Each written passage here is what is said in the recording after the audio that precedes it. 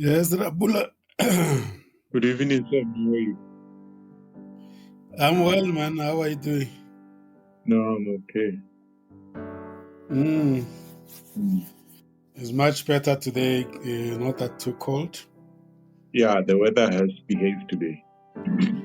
Yeah, yeah. The only problem is the government of national unity. And nothing comes easy. Eh?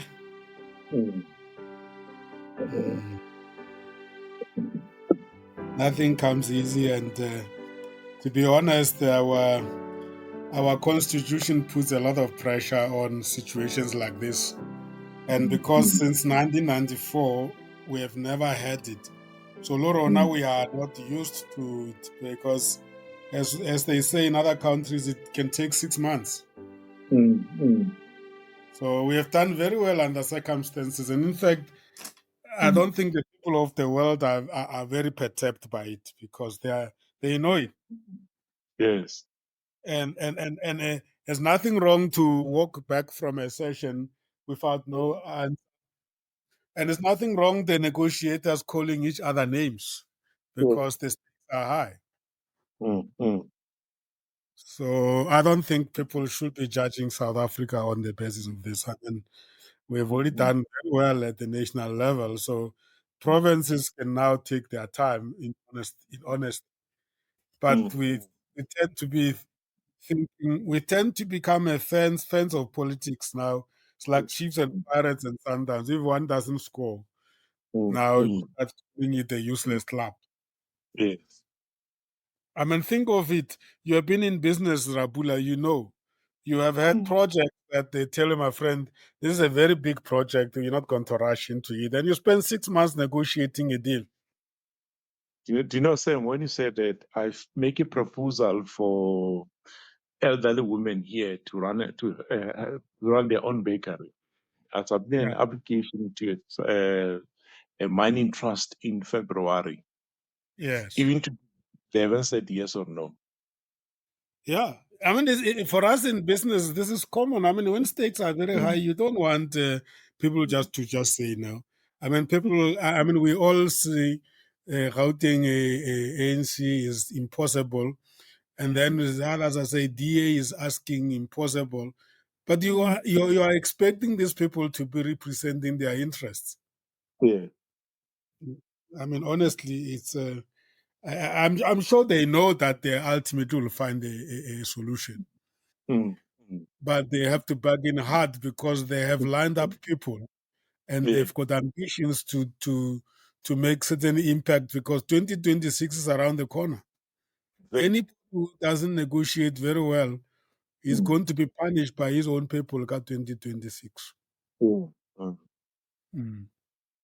So, uh, Is the world as changing? you know very well, that I'm very close to Germany, and every time there's a government, there's elections, I can tell you, it's always Mm. going to take 3 to 6 months for Mm. coalition Mm. to agree.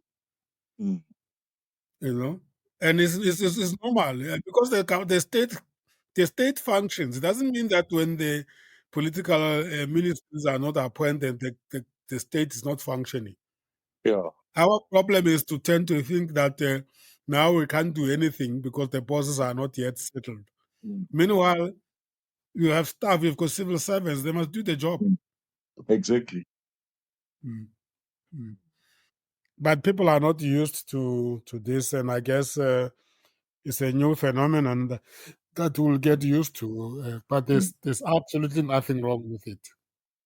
I The get in only South Africa. problem, the only problem is when they promise to announce when they have not yet Agree. closed, agreed. So that is unfortunate because now you are putting yourself under pressure.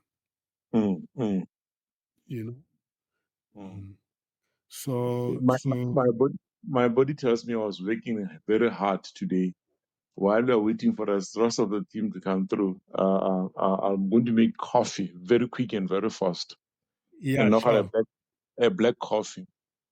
But that's not sense mesh. It looks like it's. Do you know sometimes when you think there are many of you coming through, you may find that it's only two of us. We need to carry. the entire show. Yeah, no, I mean this show is one of its own kind. Even myself, if there was nobody, I will just record. I will start recording the content. I Yes. mean that is I'm ready for any of those Mm, possibilities. mm, mm, mm. Mm, mm, But yeah, what can we do? It's part and parcel of our life. yeah, mm, Mm, yeah, mm, yeah, yeah. No, no, no. It's you must learn to you must learn for things to move on irrespective, mm, right? mm, It's very important mm, to understand that the life doesn't stop because you didn't get the number of people you wanted to get. But anyway, do your coffee. I will be mm, with you. Just I will be waiting for you and playing music. mm. Okay. All right. 2 minutes. I think maximum 2 to 3 minutes. Let me go and make it. Let me be sort of considerate. Say 5 minutes. I should be back in a All right. conversation. But Sure. by the advantage is that I'm using a phone. I can still make coffee while talking and No, while listening. we're talking, yeah, no, that's even okay. Yeah. Mm. I'm, Because my phone is very strong. My phone is very strong on that. You said I must get top of the range of which program? Which you mean the on you mean the Wi-Fi? no, not the Wi-Fi. What's the name of this? Apple. Not Apple. The internet connectivity, man. Um, Oh, um, yeah. mm. Are you using Rain? I said No, they I'm must using. give you for the streaming. You need to get for streaming the top of the Rain. I see Makulu there is battling to. He pops in and he can't stay. The network is Mm, kicking him. mm, mm. It is the strength of Of the of the. network. No, Of the the strength of my Wi-Fi is fine. I think at some stage, the past 3 weeks or 4 weeks, I used to struggle. mm, It keeps on cutting and cutting and cutting, yeah, and all of a sudden it's stable. But they yeah. told me that I need to get because I'm using a dish, not a fiber. They told Mm, me I need to get another dish to make sure that it's going to be very stable because it's one of those networks which I've used for the past 5, 10 years. I've never experienced any problem with it. mm, mm, Mm. mm. Yeah, right. That's wonderful. Dadra Muta is here. Makulov, Gutipacha, Legai, ona rale, Awalenaron. nankwa, So, Habutsinyana, Gawaswa Habuts. Yeah, it's you and Rabula that is eh, here. Can you hear me? yes, I can hear you. Yeah, all right. But we're just saying that we can proceed because I'm not sure who's going to be joining, who's not joining. I know Divesh is not able to join because he says he's got some work this evening. So No, I said to him that Armin. You we'll continue and we'll share the podcast with him.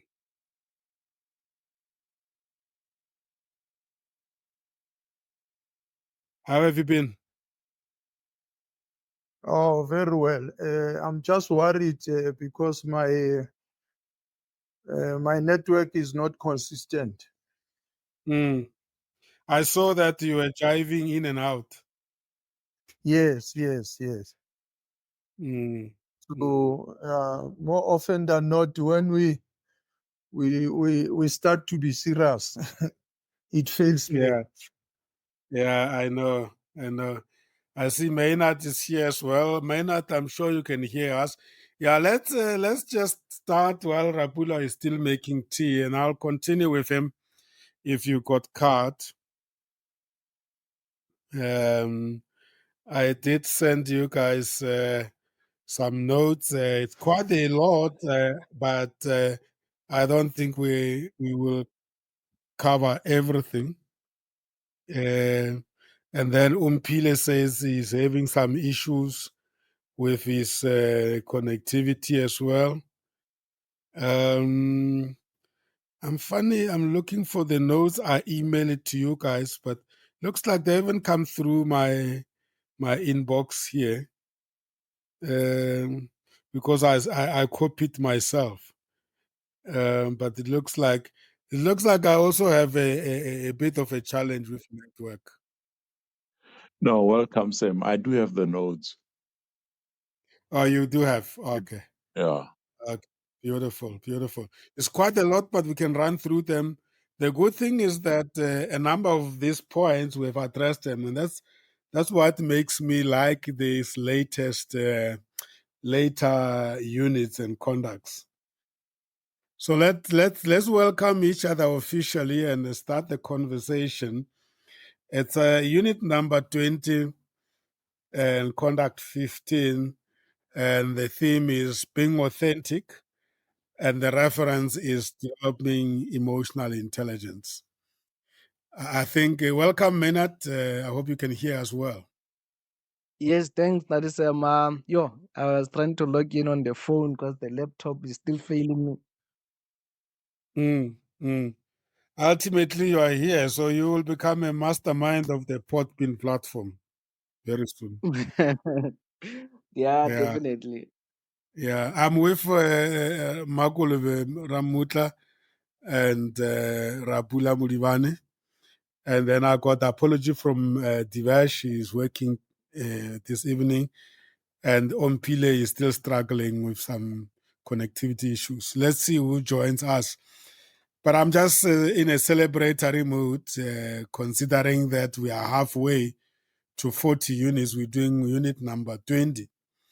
And I've also been vindicated when I said that there's nothing new going forward coming out of this conducts, units and conducts, because is emphasis of quite a number of concepts that we have addressed already in earlier conducts and earlier units. And today, conduct unit 20, conduct 15, is about being authentic as you conduct yourself in a conversation, especially in a show. And we know authenticity is all about being true to yourself and not trying to be what you are not. I think that is the first fundamental thing. You cannot try to be something that you are not. So you cannot change your voice because you are now going to be on a show. You can try and mold it, but we will still miss the real you. But then we match this with emotional intelligence. Developing it in particular is very important because there it speaks about certain aspects of yourself, your surrounding, and the people around you. And I thought that defining emotional intelligence, I normally define it in the context of the 4 quadrants. But if you go to the universal definition, you'll hear that people talk about you being aware of your own emotions and feelings and those of the others, and that awareness then being of the highest level in such a way that they inform the way you manage yourself and the way you relate. And that's really how I will define it as emotional intelligence. We spoke last time about the fact that this is one of the in things, one of the common concepts that people talk about it without really reflecting deeply as to whether they really understand what they mean by that. And you'll even sometimes hear people, instead of saying emotional intelligence, say emotional intelligence, which is it's not really the same thing. But there's also a question of, say, what makes it important. I think we're all aware that it becomes your guardian angel. It's important because if your level of self-awareness and consciousness is very high, then you will be mindful of how you come across people and how people respond to your voice, to your feelings and emotions, and therefore that is bound to better the relationship that you have with people. And who needs it? In my view, everybody. Everybody who's able to be conscious of themselves, because sometimes age does count. I mean, we can't expect a 5-year-old to start talking emotional intelligence because they are not in a situation to cognitively understand what we're talking about. But anybody that is consciously of themselves uh, really benefit from emotional intelligence. What are the emotions? We have spoken about the emotions before.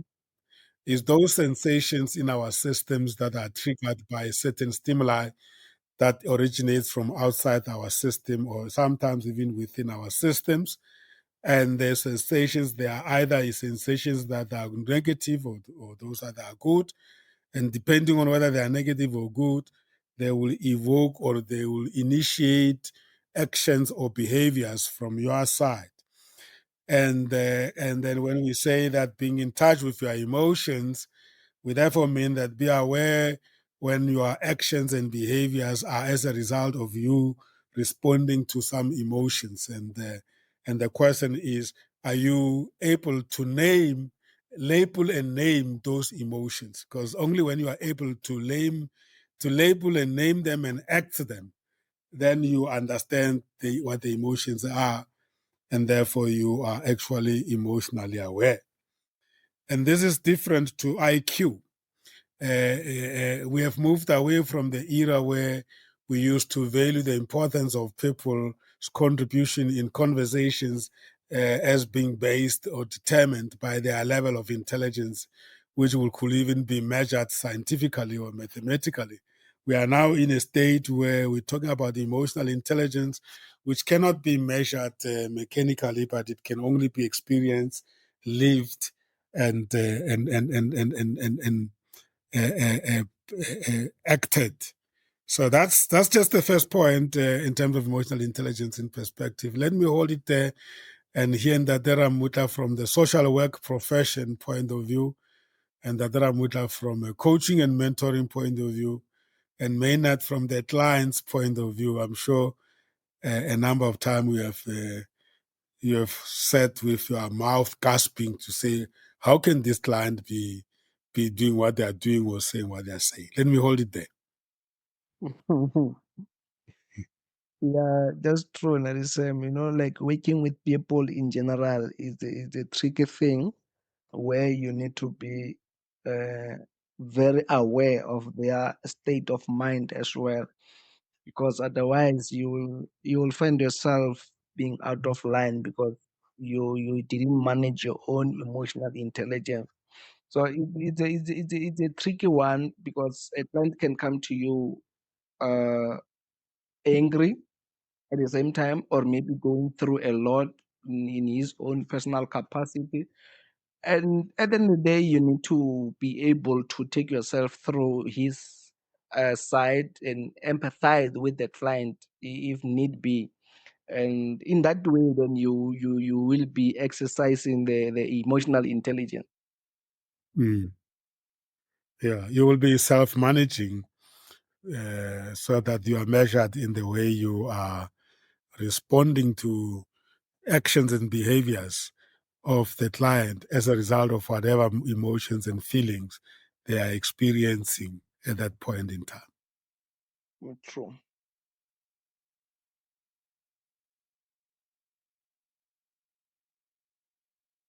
Dadera Muta, do you have a contribution to make to those first statements? I think we lost in Dadera Muta. And Dadera Bula? Sam, when both yourself and Maynard are speaking on this subject matter, uh, maybe my brains work differently because whenever I read something else, I need to practicalize it. Once it's in practical, it's going to stick to my brains for a longer period. So I start imagining um, and then And then what's going on? Is that you, Dadrapul? No, it's not me. That's what I'm asking. What's going on now? Oh, no, it's Okay, quiet. maybe it's So, Maynard's side. yeah, I start imagining the following things of saying, when we grew up, especially where you had because I grew up in a mining environment. We've got a lot of migrant laborers coming through, and then as migrant laborers, you end up having girlfriend and boyfriend in the same scenario. So, where at some stage you find that a girlfriend and boyfriend are fighting to one another, and you ask yourself a question: was it an issue of contribution of those type of emotional intelligence, or were the people aware of the environment? Because sometimes they fight in front of the client, in front of the kids. So they create this thing of so they're going to use words of abuse as a norm to the kid because the kid do what you do. He doesn't do what you tell the kid to do. Mm. In that environment, that awareness, is that the reason why today we've got violent society? Is that the reason why today we've got people who are short-tempered? I use the word short-tempered. Is it how we grew up what makes us who we are today, or the environment has influenced us to be in that space today? So, when we define the emotional intelligence on its own, it says to us is being aware of your environment. When we were in that space where people were either aware or unaware of the environment, uh, has that negatively impacted them in terms of growth, in terms of maturity? I'm using the word sort of with caution around there. It's something which I saying to myself. So when you walk in an environment where people are fighting, and then how do you stop it? Do you take sides, or you start saying, no, let's stop this and let's engage? Those are the Mm. questions I'm asking myself and saying, we love this emotional intelligence, but your social impact, it's got a certain impact in you as an individual before Which is the you come, environment. yes, the environment, before you become an individual on your own. Mm. Because it Yeah. may have that impact ended up being a damaged individual, and it's very difficult to repair you as an individual. Mm. That's what I would say. Contribution around that social awareness, it's very important, and also the environment where you're staying also have an impact on your emotional intelligence. Mm. But the I, question would be, what? yeah, all those. I like I like the quadrant definition approach to emotional intelligence, or simplification of emotional intelligence. You literally, if you can think of take a piece of A4 page and divide it into one line horizontal, one line vertical, and then it gives you 4 quadrants. Just to edify what you have just said and make it simple to simplify the fact that actually all of those points that you have mentioned, you will slot somewhere in the 4 quadrant. So if you take the top left quadrant, that will be your self-awareness quadrant, and then the bottom quadrant, that will be social awareness quadrant. And by social awareness, we include awareness of the others, awareness of the environment, and awareness of the surroundings, or culture. You know, so everything that is external to you is social awareness. So, in other words, when you are aware of the others' emotions, and you are aware of stimuli that comes out of the environment that trigger certain emotions in you and the others, you are aware of the certain stimuli that comes generated as a result of tradition and practice and culture. They are all under social awareness. So that's the bottom left. That, and then the top right quadrant, that is self-management. As a result of you being aware of yourself in terms of your own emotions, feelings, triggers, and short tempers and shortcomings, and all those things about you that are as a result of your emotions and feelings. They are still part of your self-awareness. So if you are aware that you are short-tempered, but you are aware of the symptoms or indicators when you are getting a point where you are going to explode and tell people off. If you are aware of that state, then you are bound to manage yourself in terms of the third quadrant.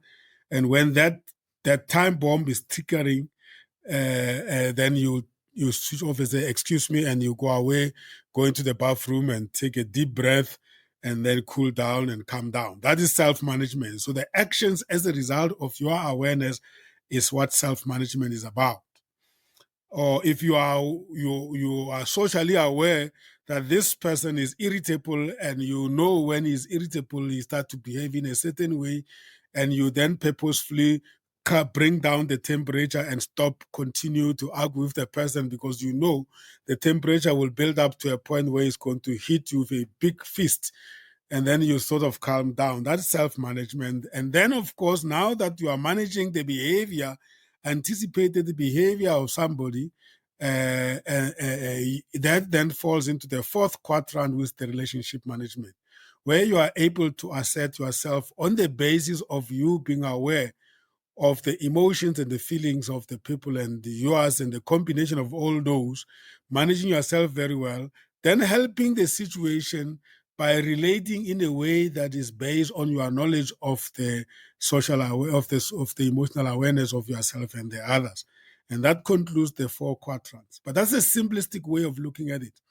But in general, the main definition is you are aware of your emotions and feelings and the triggers, the things that trigger them, and those of the others. And as a result, you are able to assert yourself in terms of how you respond, how you think, how you behave, how you act, in the interest of bettering the relationship with the people and the environment. Then we say that your emotional intelligence is very high, and therefore you are able to actually benefit from that level of awareness. And sometimes people bring cultural awareness. As a cultural awareness is part of the social awareness of the emotional intelligence, because your own culture actually predetermine how you will react in a certain situation based on the experience you have and the way you are brought up and educated and parented. I hope that affirms the inputs you have just shared with, which is really truly practical, Rapula. No. It does that. That's why. Sometimes you go through this EQ test just to determine whether are you a good leader. Are you going to be a good leader, or having attributes of the good leadership? It's formed part and parcel of the quadrant. Mm. Mm, mm, Absolutely. Yeah. Consciousness is big in leadership today.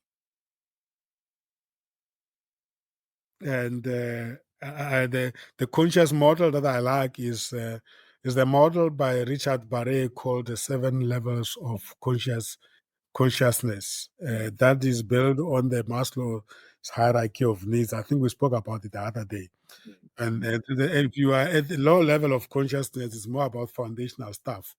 And then you have to go through transition into high levels of consciousness, where you are content and happy with who you are and your purpose. Then, of course, you relate and connect with the people in terms of relation. And then the ultimate one being of service to the people. And that's where servant leadership comes in. But if you are just managing and you are not aware of those models, then you are as good as not being able to define where you are in the bigger scheme of things in terms of your consciousness level. mm. So it's just model simplifying there. And they do work because they, in a certain way, they inform the way you carry yourself as a leader. For instance, it doesn't matter how tough things are, you're not going to lose yourself in front of the staff, because then you will make the whole organization wobble. Mm, mm. No, you're right. You're right, sir. Uh, this morning I was saying to my wife before she left, so, the way I'm attending these workshops and this training and this Tuesdays, I normally call them my Mondays, subconscious awareness of it. I'll end up changing from being a business coach to an individual coaches, executive level coaches, whatever you can call it. He said, how do you mention? I think now I'm becoming more and more self-aware and self-conscious of what's going on in my surrounding. Absolutely. No, it's and that is exactly what is demanded if you're going to be coaching individuals, that you make them aware of these things, and then that goes as far as also help them develop internal motivation capabilities. Because when you are an individual and you are a leader, you are expected to impact the environment. Sometimes the extra, what do they call it, the external motivations don't exist, and if you have to dive deep into yourself to convince yourself that you've got it within you. And in coaching, that's what we try to say to people, that you have to have inner strength and self-belief that like any other person that is born with capabilities, you do have. You must just find it. Mm. And then be empathizing with them in the process of locating that internal strength, because sometimes it's evasive. Do you know what you just said, Sam? As a coach, especially individual coach, often be conscious of, say, when you walk in there, you're walking in an environment where you're gonna find a child, and a child do as you practice or as you say.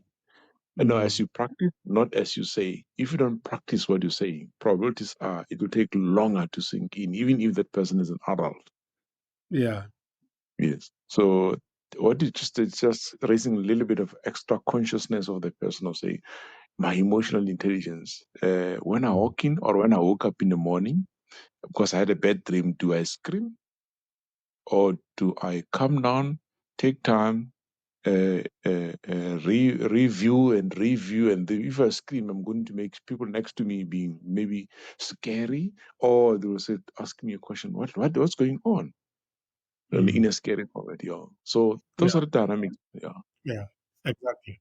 And I mean, if you want people to practice how to get internal emotion, is what are the things that are important to you that can make you to wake up and do things without being asked to do?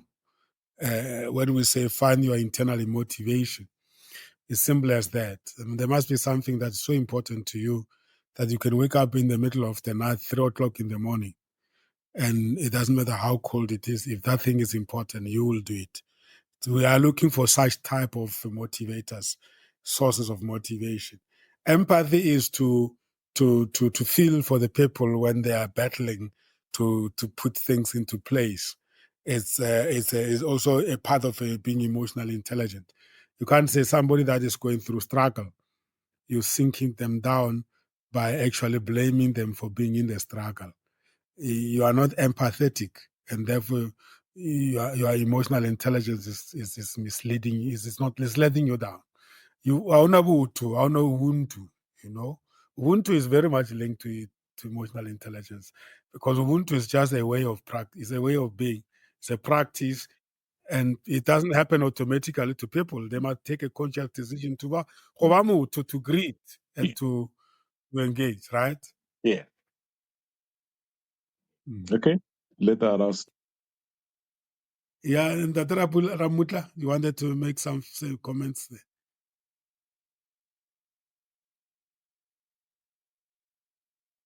So yeah, and then we point C, we talk about tools to gain control, and I like this because we have touched on all this.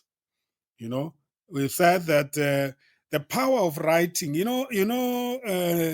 Colleagues, since I took to writing, not only book, by the way.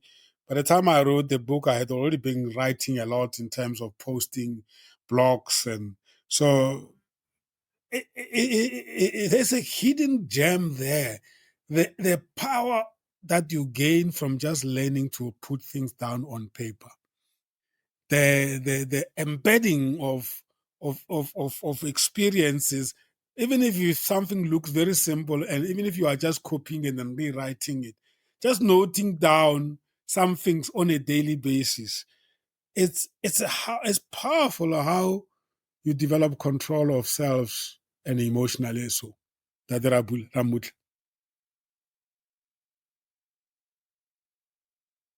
So recording things is, you might be talking Dadra but we don't hear you, unfortunately. And then we spoke about meditation and mindfulness, which are the techniques that you apply to be fully present and to be mindful and to not to be overwhelmed. So it's one thing to say you want your emotional intelligence to develop. It's another thing to have tools to assist you to cope with the challenges of social skills or social awareness. Because in the process of becoming aware of people, you are being challenged in terms of whether you like what they do and say and think, or you are irritable, and then you have to be able to have a stamina to be fully present without judging what you are seeing them doing. Because if you want to sit in the social skills quadrant of emotional intelligence, you're going to have to immerse yourself in the midst of the other people, and they might be doing things that you might not be appreciative of, but it's none of your business. But if you are interested in being appreciative, like we talk about in diversity and inclusion, and we always say that don't try to change people from what they are. Appreciate who they are, their culture, and value their culture, but don't try and convince them to abandon their culture. It's none of your business. All of us, we've got cultures and we've got perspectives that we bring into this one culture called the corporate. It's very easy said than done. It's very, very hard to be effective in a social context. And if you happen then to be a leader and to managing a team of diverse people, and in South Africa, managers are being tested big time because you know how polarized racially our society is. And yet, when you get into companies, you find that if you are a manager that is not able to be, I wanted to say tolerant, but is more than tolerant, to value people for who they are. You can't say, yeah, there's an Afrikaner, I'm black, and their culture has dominated mine for too long. Now is my time, my culture. The fact is, it's not possible for them to just leave your culture without them being interested in it. And it's difficult for you to understand what informed them without you immersing yourself in it. And it's a personal decision to take. I don't think as much as companies come up with programs that I don't think they can change people. If people don't want to embrace each other's culture, even if they are colleagues, they'll just tolerate each other until they no longer work together as colleagues. And that does happen. And you do sense that energy in an environment like that is the energy of repelling each other, but just coexisting. And there's no spark. And as a leader, it can be very hard to lead a team like that. It is indeed. So these techniques are helpful. Now, I was saying it is indeed difficult to lead a team like that. Very difficult. Because it's a pretentious team. It's not realistic. It's not real. It's not authentic. And then the other point is important around the whole emotional intelligence thing. If you don't know what triggers certain emotions and feelings in you, there's no way you will be able to actually cope in understanding those emotions. If, for instance, you are experiencing the emotions that are contaminating your relationship with people, but you don't even know the source or the triggers of those emotions, you can't be helped. You can't help yourself either. So it's very important. That's why they say, and I think if you Google, you must Google the wheel of emotions. It's a very, very interesting thing. In fact, I must share it with you. And sometimes we are not even able to name or label the emotions, and never mind knowing what triggers those emotions. And I think knowing what triggers the emotions is the beginning of you actually understanding your emotional outbursts and also your positive emotions. And it's the beginning of you knowing how to deal with those triggers so that negative emotion doesn't, you don't get to experience it too much because you don't like it. It's not healthy. But it's also similarly, it's very important to know the triggers of positive emotions. What makes you excited and animated and motivated? If you know that, you'll continue buying that thing, or continue getting that thing, or continue going to that place that gives you positive emotional experiences. So the triggers are very, very important. When you have a partner who's very emotive, who's very moody, uh, sometimes you don't know that the moodiness is the source of it, is the imbalances in the hormones. And then every time that situation happens, it doesn't matter. She can't help herself. She's going to experience, she's going to explode the way she explodes. And if you don't know that that's where it comes from, you can't really have empathy with that person. So whenever people show certain emotions and feelings, we must develop interest in engaging with them to find out, do they ever know when a particular feeling and emotion is going to come through indicators or symptoms, or it always just instantly hitting them? And of course, some of it is genetical, it's hereditary. If it's hereditary, then you can only coach people from a life coaching point of view how to cope with those, like the bipolar people. There's no cure for bipolar, but you can actually coach people to learn to calm themselves when they're experiencing or seeing the symptoms coming up.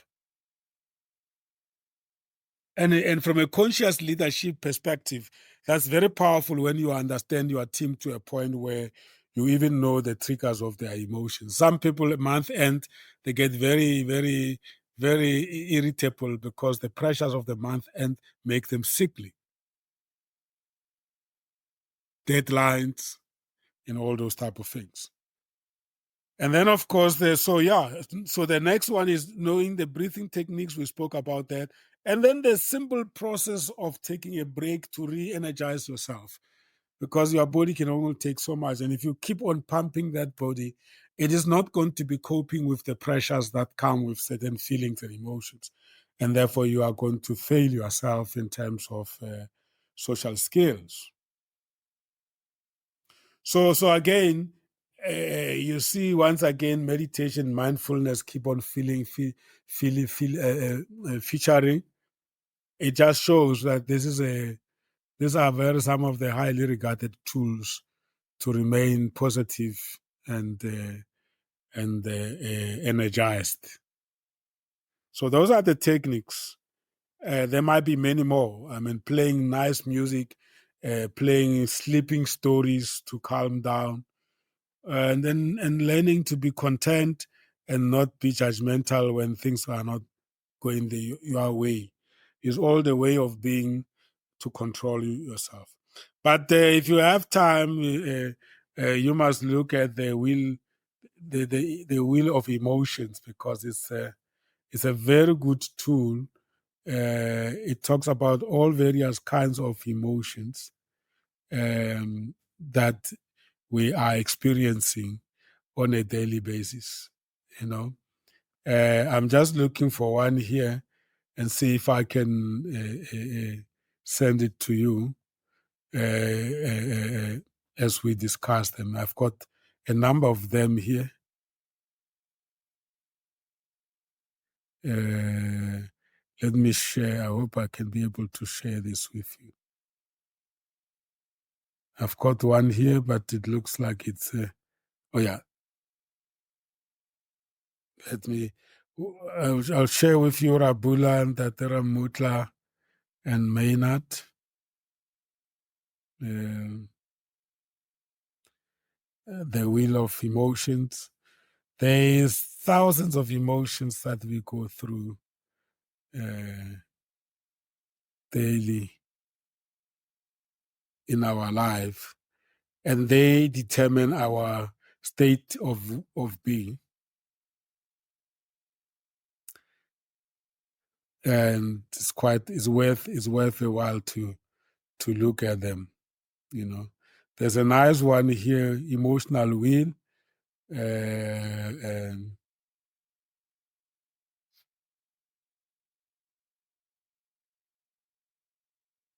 it's a very nice one. This one,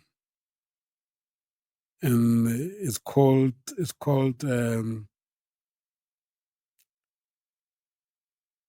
one is the famous one is called Plutchik's Wheel of Emotion.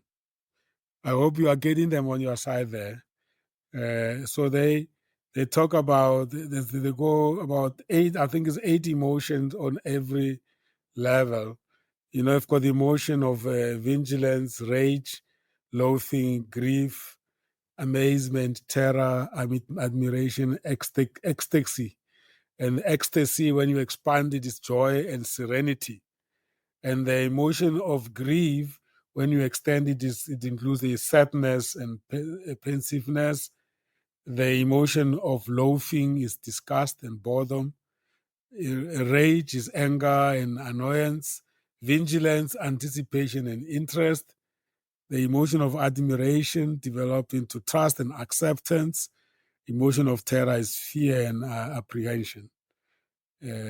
So yeah, the inner emotion of amazement will lead to surprise and distraction. And as I said, the grief will lead to sadness. Yeah. So the Plutchik's wheel of emotion is used quite a lot when we discuss emotional intelligence, or also when we discuss consciousness and self consciousness topics. I don't know whether you have received it. I've just forwarded them to you, Rapula. No, I've received the same. So I'm trying to put myself in the shoes of Robert Plutchik, where he was sort of studying. I used the word studying Yeah. this primary emotions, Yes. and then put secondary output thereof. Yes. Uh, where he, let's say, for example, where he was staying in a terror space, there is a fear and apprehension on it. So Yeah. in a way, sadness and pensiveness. So you start saying in a that environment. So which means this gentleman took his own time and thereafter Mm. make this study of it and come with this will, Yes. uh, emotion of saying, yes, I as Robert Prushing, this is a wheel of motions to take us off until the next psychologist or Mm. psychiatrist come with some alternative or enhance or any motive beyond that. I think that's a very good one of saying, where are you at the moment? So Mm. that you Mm. understand the next, because it's rolling, the wheel is rolling, the next Yeah. sphere of your own. Yes. Yes. Is it rolling outward? Or rolling inside. It's one of the two. Mm, because what I like about the layers, this is, you can see that if you specialize, you want to specialize, and it's true when the ecstasy leads to serenity, and the admiration leads to trust and acceptance, and amazement. You're gonna be surprised and distraction. You know, but it just shows how many emotions we are experiencing on a daily basis Yeah. without us even being aware. Mm. It is. It is. It is. It is. Some of us do just cross through. Like, for instance, somebody was saying, if you're a hard worker or you're determined, you will do anything to make sure that you get outcome of that, to make sure that that has been done and dusted. You don't have to worry about it. Mm, mm, It mm. means by that time Exactly, you are because you have an inner strength that drives you. exact. Mm, yeah, So the second one just is very interesting in terms of saying there could be an overlap between yeah, the in. If you're happy and you trust somebody else, Yeah. it's easy for you to submit. Yes. Or if you're happy, or if you've got joy and trust somebody else, there came a love. Yeah. Mm. So you see that they lead to an experience afterwards. Now, so you can then become intentional to and try to do things that give you the first level of emotions that you know is going to result in the higher level. Mm. Mm. Mm. If you keep on going outward to the Yeah. higher level of emotions.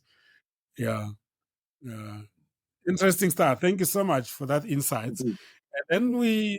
And then of course verbal communication skills. Now we said that when you are intentional about getting better consciously and emotionally, in terms of communication, you then also, this is now part of self management where you choose to actively listen, where in the past we spoke about when you're having a conversation or conducting a radio, you need to be fully present, actively listening, so that when you respond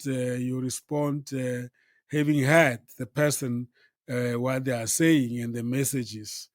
And then, of course, follow that up with being intentional about the kind of questions you ask and why you ask those questions, because you are not just asking as a way of entertaining and pretending to show that you are part of conversation, but you are asking with intention to maybe to extract more information or to edify and affirm the messages that you have just heard, or you're indeed searching for more, and then you will then you can learn, you can ask open-ended questions, because then those allow a person to even go deeper in the explanation. Or you can ask leading questions when you want to give people a direction without actually coercing them. Isn't that your way of being? And that's a leading question, isn't it? Exactly, isn't it? I'm leading you to say yes.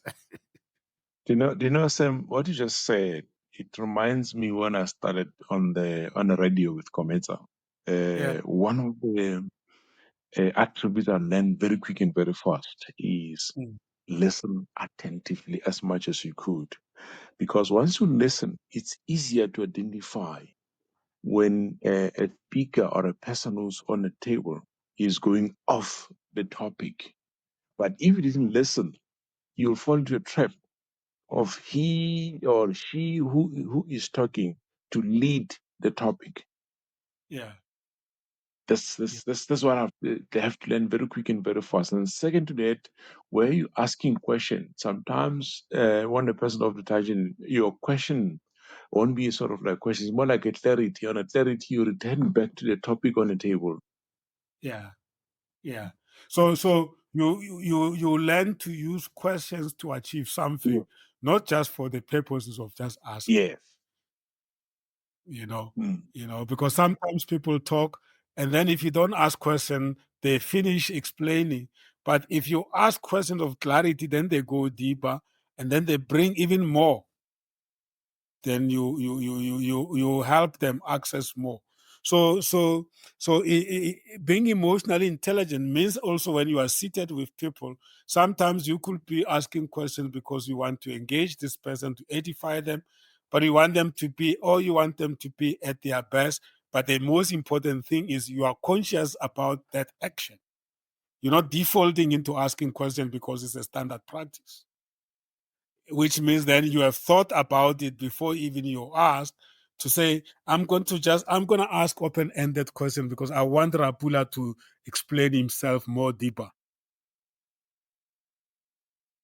But if I'm Rapula's colleague and we are sitting in a conference with foreign people or strangers, and I want to help him and guide him, I can ask him leading questions, knowing very well that I know what outcome I want him to bring, because I know that it will take him to the point, to the level where he's at his best.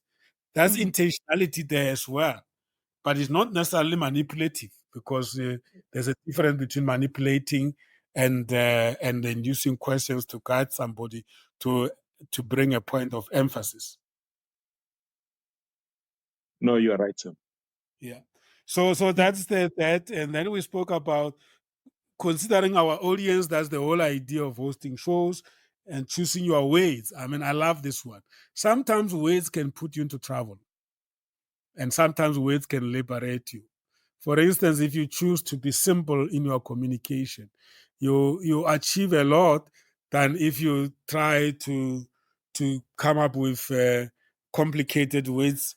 You lose people. But here, I think they're referring to what you say can upset or make people happy. So you need to be careful. If you are emotionally intelligent and highly socially aware, you are also guarded in terms of what ways to use, when and how to use them.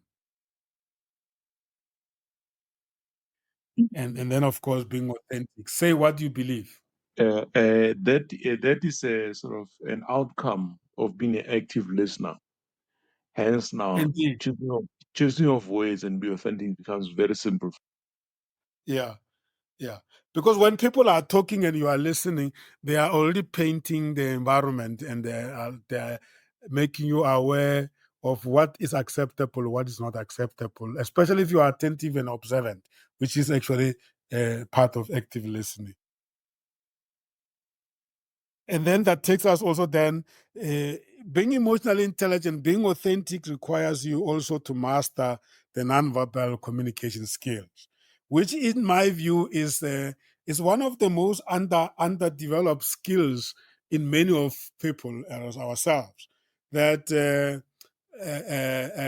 we underutilize body language, and yet this is the most powerful if it's used in combination with words.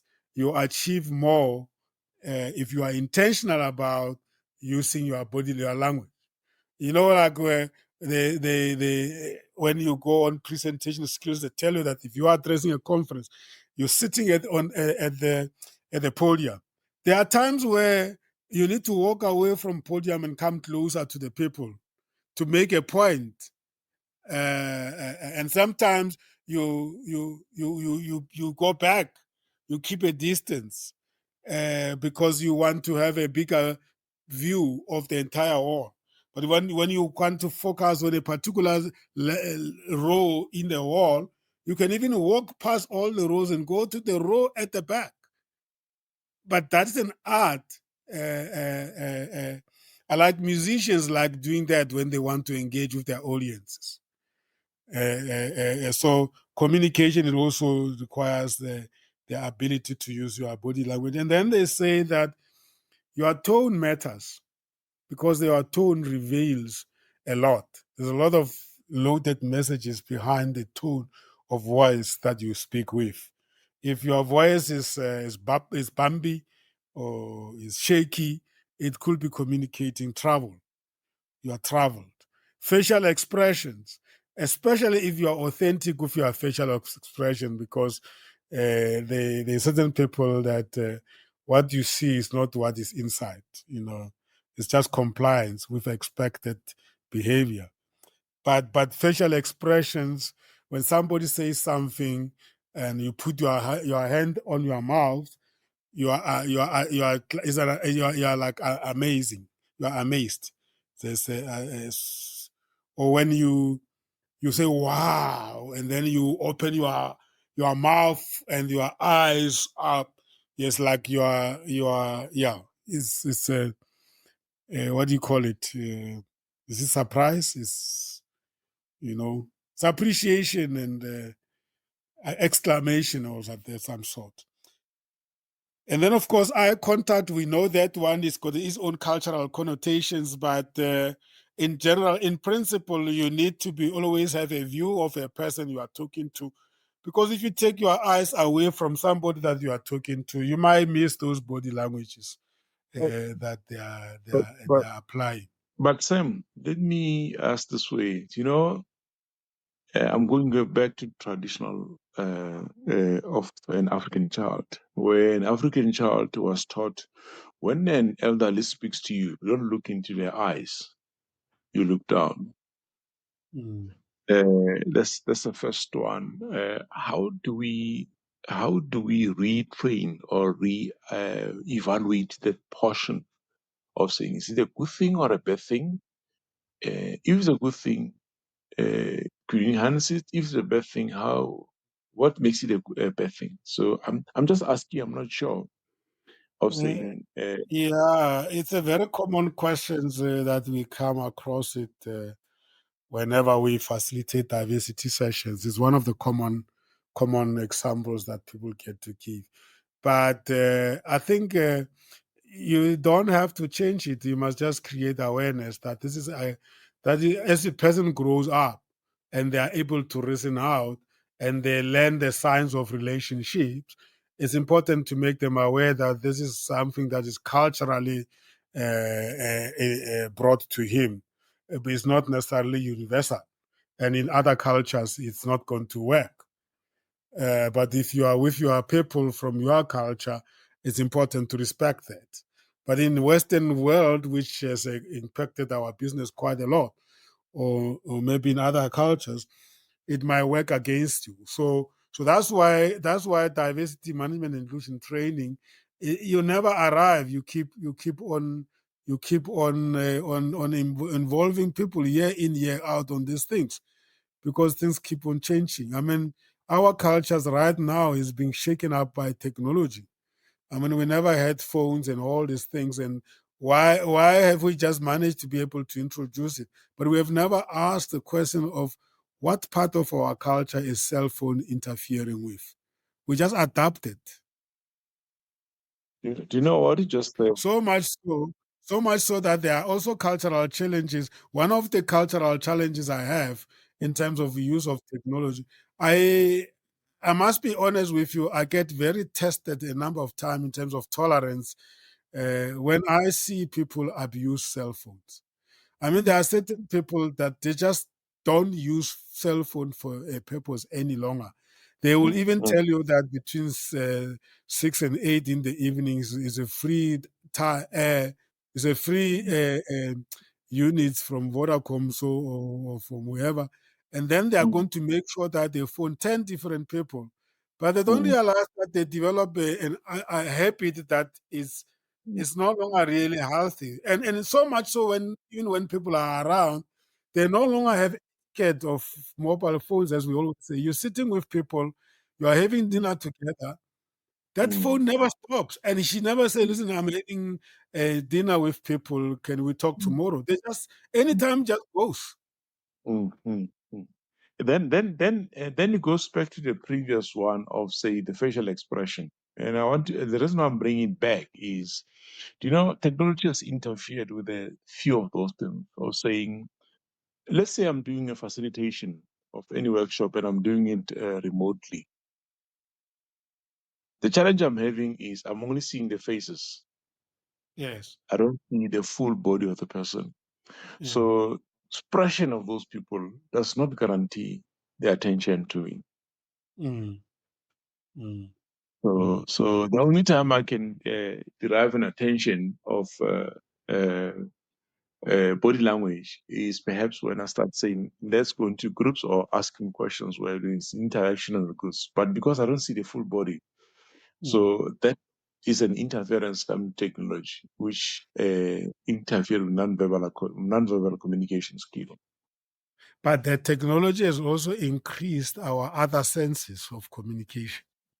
Exactly.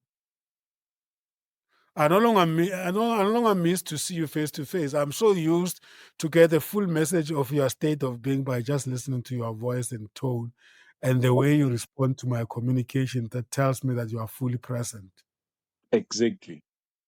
So Mm. the reason why I'm using the facilitation of the group on an online basis was that Mm. sometimes in the group you find an introvert Mm. and you want that introvert to come out with what are you facilitating on. Yes. He might or she might be hiding a very good point where you can sort of put it back into the picture where you say it makes a wow moment at a time. But on a electronic facilitation, probabilities of identifying that are very minimal. Mm. Mm.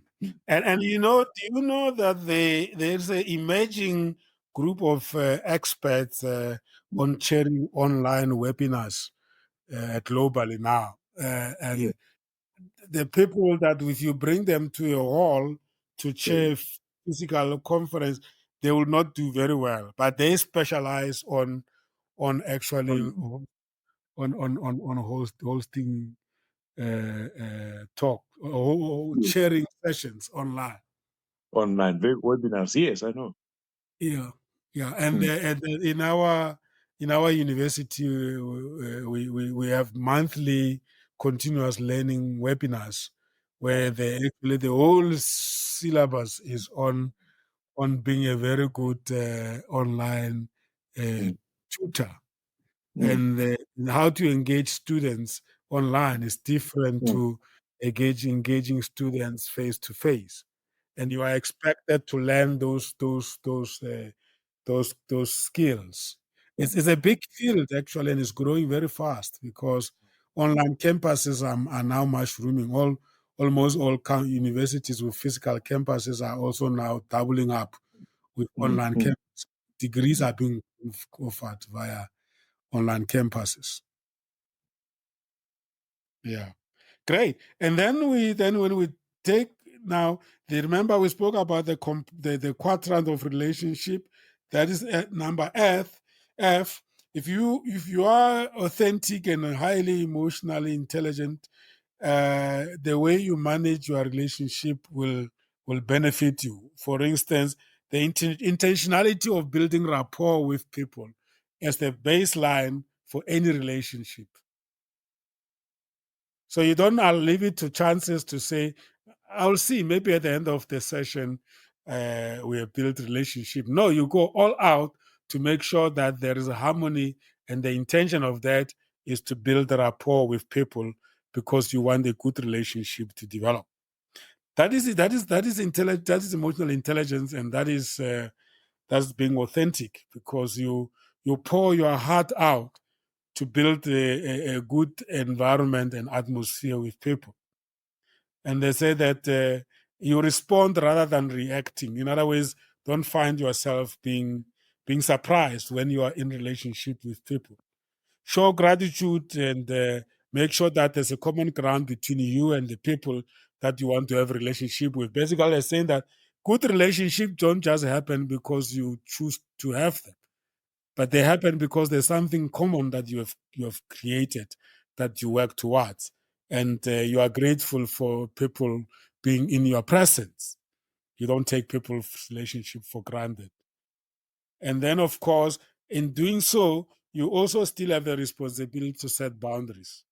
Like example I was giving, that we need to re-educate ourselves because mobile phones have no boundaries if you are not intentional and you don't put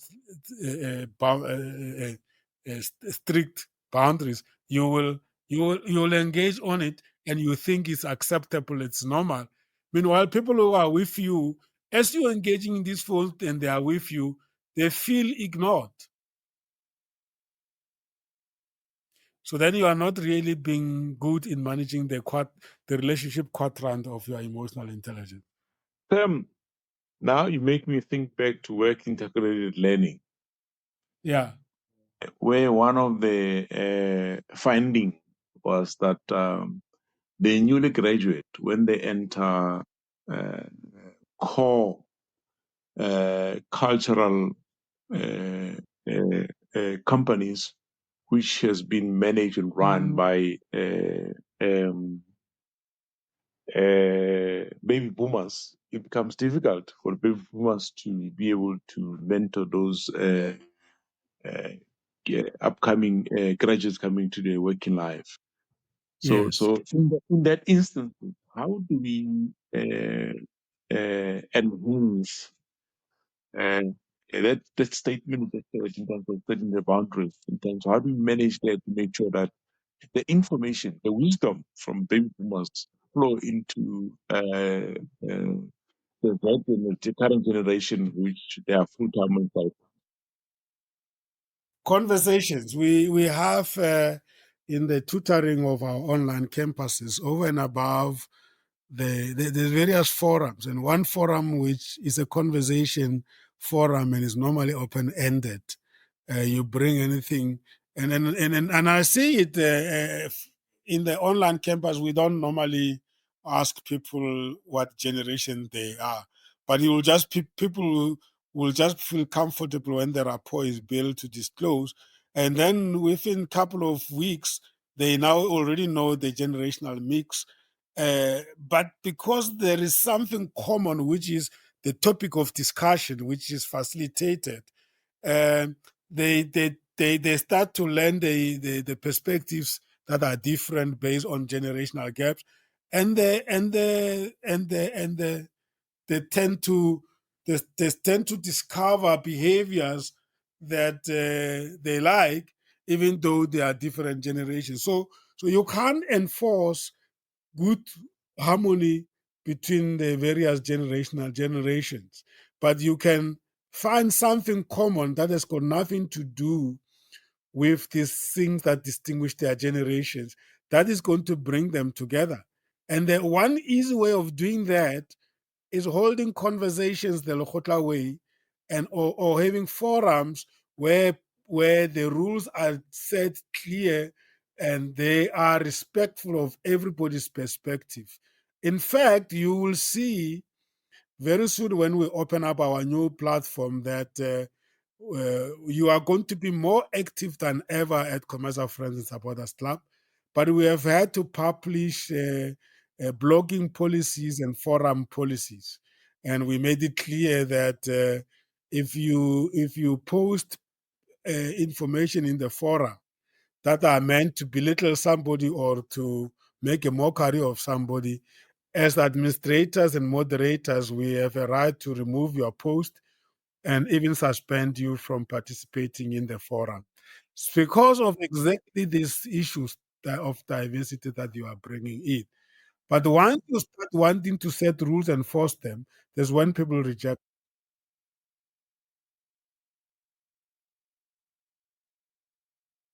Does it answer your concern? Yes, it does. It does. Mm. So we, as facilitators and coaches, we must always be creative about how we make people of different backgrounds and generations to work together without them even realizing. When they wake up, they just find themselves already being gelling together. Mm, mm, mm, mm. So No, that's no. infinite creativity.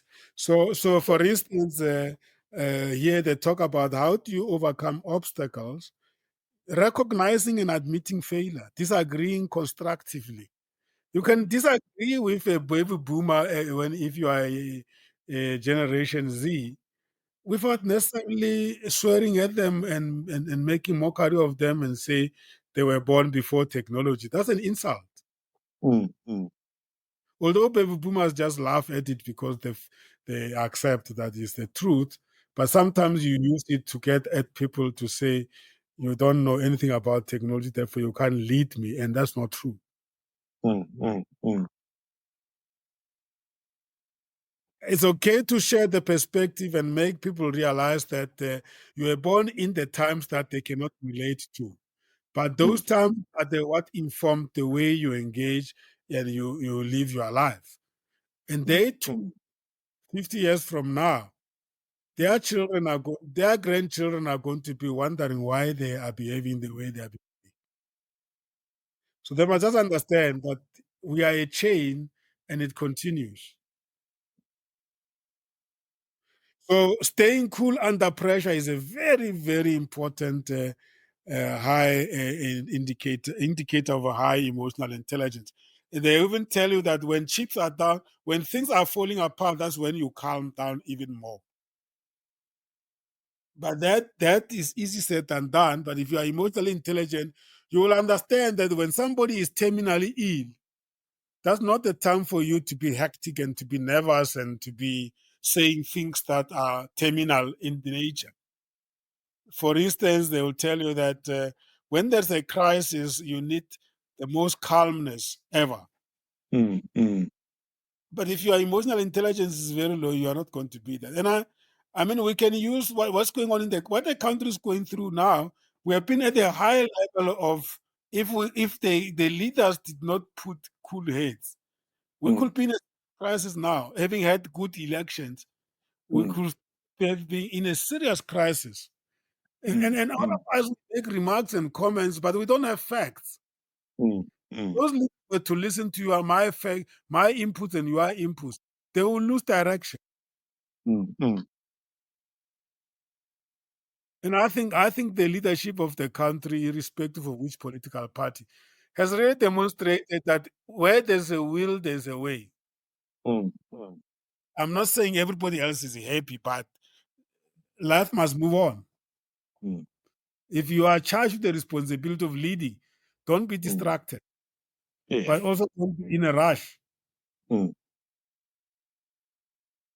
Keep cool heads, be open to other people's perspectives. And if people have wronged you, the power of forgiveness is mm, the remedy that you have in your hands. mm, mm, When you forgive somebody, you actually liberate you. It's not about that person, it's about you. Because if you mm. hold grudges, you're not going to be able to move forward.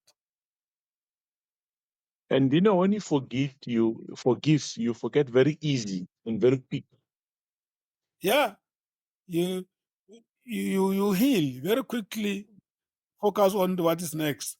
But if you're going to Yes. harbor animosities of the last years and people that you are even angry with, they don't even know that you are angry with them. Mm, mm, So better liberate yourself, forgive the people. And then if you have to tell them one day the opportunity will present itself and you tell them that you've forgiven them. But it's not important for people to know that you have forgiven them. You must just say mm, it to yourself that I forgive Rapula, whether he hears it or not. It is mm, about me. mm, I mean, many of us have had failed relationships. I mean, people don't know that we all have gone through this. If you are going to be angry with that former partner of yours for the rest of your life, I don't think you can live peaceful life. No, you won't. You know. Yes, it was hurtful then, but now that you are over it, can you forgive? Because Mm, because because you need to liberate yourself to move on with life. And mm, and she or he also must do the same to move on in life. And when you happen to bump at each other, there's no need to be opening the old wounds. You must just mm, be happy that you move on with their life, they move on with your life. mm. It's a very painful thing, Rabula, because when we meet for the first time, we don't intend to meet to part, right? Yes. Yes. The intentions are always good, but life happens, yeah? Mm, mm, Painful as it is, uh, you need to be able to forgive. So yeah, so that's overcoming obstacles. One of those is to learn to forgive so that you can welcome new relationships in your life. mm, You know, I'm just using it as an example. So then the application when it comes to business where emotional intelligence helps you is in terms of working as a team. I mean, a mm, team is a makeup of individuals who are very different. But mm, sometimes mm, when you are good emotionally and you have empathy for each other, you may even think you don't have differences. mm, So you need that's why emotional intelligence in building teams is very, very important. And I'm not mm, talking cosmetic emotional intelligence where you go on a one-day workshop on emotional intelligence and unconscious biasness and all those type of things, and you come back and then you say, now we are ready. No, you have to work at it. It's a journey.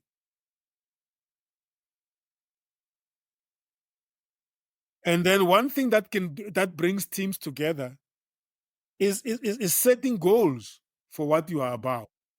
mm, Not be lazy to think that everybody knows what we intend to achieve. No, no, no. You need to set goals and then you need to learn to receive bad and good feedback. Give and receive good and bad feedback without mm. actually feeling like you want to hate the person. And then, in Yes. terms of customers' experience and rapport, you benefit a lot when you have learned to be tolerant of other people. You have learned to be not to be judgmental. And when you meet a customer is not meeting the standard you are looking for, you you you you you don't terminate the relationship in a way that makes the other person feel like they're worth nothing. No, it's your right to terminate the relationship, but you still have to do that with dignity. Sam, we just mentioned something which is very interesting, and very little bit more relevant. I think 3 weeks ago, when I was speaking to the team I was coaching, one thing which I keep on mentioning to the team was the issue of lost opportunity. And I used the following of saying, as a small entrepreneur, you need to pay your school fees. One of the school fees is, example which I made at the SMME straight, where I said one of the school fees you pay is you submit your proposal, you don't get a feedback, and Yes. somebody see their proposal and deal with it. If you're going to be angry that your proposal is stolen, you're not going to grow as an entrepreneur. Yeah. Yeah. Take You're that gonna as a have school a fee. lot of animosity. Exactly. You're going to build a lot of animosity. You're not going to go anywhere else. Mm, That boils back to exactly what you just said. mm, mm. It's the same thing as not being generous with knowledge, information, and networks and contacts. You think you are preserving your own, but you are actually limiting your own growth. Exactly. And a lot of people make that mistake of being possessive of what they know in Mm, terms of knowledge and information, and they think mm, by so doing, then they're maximizing their economic growth. And mm, the reality is that you grow more when you share more. Yes, there are sometimes people will benefit from your knowledge and information, but they will not say thank you. It's fine. mm, mm. Sometimes you don't get rewarded by the same people that you have helped. You get Yes. rewarded via somebody else, and that's what makes a society to be progressive, and that is sharing knowledge, supporting and guiding each other. And when you don't get a thank you, move on, knowing very well that God is going to thank you in His own way. Yes. You know. Of course, in business practice, there is one practice of protecting your intellectual property and making sure that the information and the reputation of the organization is not overexposed. That is a standard practice, but that should not become a behavior in terms of sharing and learning together. So then we talk about the benefits of being emotionally aware. It's quite nice points they are raising here. One of those is a strong interpersonal relationships. Because if you are Mm, emotionally aware, you nurture the relationship. If you wronged somebody, you apologize, and you deal with things that are caused by you. You take ownership. You are able to manage change. You mm, know, mm, because mm, sometimes change is painful because we did not see it coming. We don't embrace it. We fight it, and mm, even though we see this is out of our control, the change mm, that our political parties and politicians are going through right now in South Africa is easy for you and I to talk about it and laugh. For mm, them, some of them have lost bread and butter issues, mm, and it will never go back to where it used to be. It will only be history. mm, So they're mm, going through a lot of shock. mm, And at the same time, the pressure is not allowing them to even recover from that shock. So they can't mm, even start living a new life. They don't even know what mm, a new life is. mm. It is. When It you, is. as a minister, you get appointed second time again, and then a fellow minister is nowhere to be seen, Mm, it ought to affect you when you go to mm. the cabinet and you realize that, yeah, You're minister so on your own. minister so and so is no more in this great position. Mm, mm. You get So come. traumatized by the fact that change has come and has brought new people in your life. The old ones that you used to have a good time with, they are no longer They're no, accessible. they're nowhere to be found. Mm. Mm, And when you call them, they tell you nobody calls and check them. mm, Life moves on. It mm, must be very painful. So you have to have empathy for that. But if you have a high emotional intelligence, you are able to accept, rather than fighting change, you accept it as it is, and then you move with it. You appreciate that Mm. Mm. other doors will open somewhere. Yes. And in many cases, new leaders, when they come on board, they bring changes. Mm. Any leader who comes in doesn't bring changes, is not a leader. So the other thing, it helps you with reduced stress and anxiety, improve decision making, and boost employee morale. Mm. And then lastly, you do make an impact when your level of consciousness is very high. You Mm. know, Mm. creating a Mm. powerful first impression, maintaining your composure, inspiring leadership, gaining Mm. self-confidence and patience and practice. So I think what I like about this conduct and the unit is it's being authentic. I can never imagine somebody being authentic when their emotional intelligence is very low. Because when your emotional intelligence is very low, you're going to be very self-centered and ignore other aspects of coexistence. Mm. Mm. And we are tested every day. Our patience, our moods are being tested every day. It never stops. We need to keep on working at getting better. And when you have embarrassed yourself, you must wake up, dust yourself, go back and apologize and reposition yourself, as long as you learn from it. Yeah. So hosting shows requires authenticity and a high level of emotional intelligence to be able to hold the space and allow your guests and your listeners to flow in the Mm. engagement. Mm. Mm.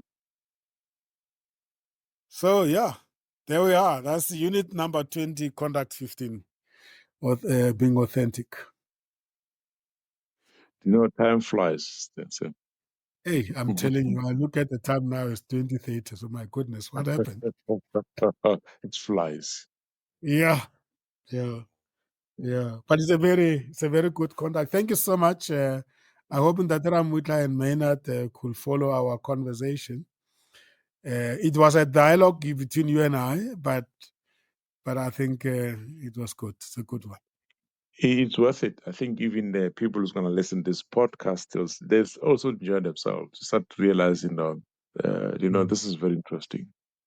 Yeah, yeah, Mm. indeed. Mm. Mm. Thank you so much, and that Rapula will meet the next Tuesday when we go into contact 21 and unit 21, contact 16. We're going on the other side of 20 now. We are marching towards 40, which is excellent. So it's more like you just started July, which is halfway the year. So we also started. Yes, indeed. The module unit 40 will be in December. Yes, that's what I'm saying. You just started July. Also, the timing is perfect. Very much so. Very much so. So let me see what the Unit 21 is about. It's about Unit 21, Contact 16, about projection. Master the art of projecting your voice and ideas for social learning. Build your social learning skills. Wow, that is from Ndatera Mutla. Projection is really like it can be interpreted in two different ways. You project yourself onto somebody, but it's really a projection in terms of projecting your voice and expressing yourself and voicing out your ideas. And we say that's part of social learning. And we are going to be referring to our course on social learning, which is very much almost like that quadrant 2 of social awareness. Interesting stuff. Okay. Yeah, it's very interesting.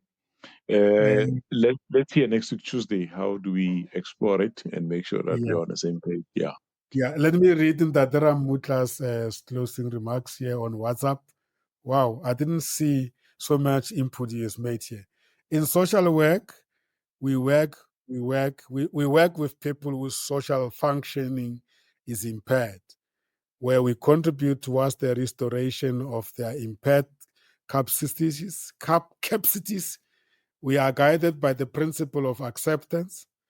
accepting people for who they are without being judgmental. Principle of being non-judgmental. Yes.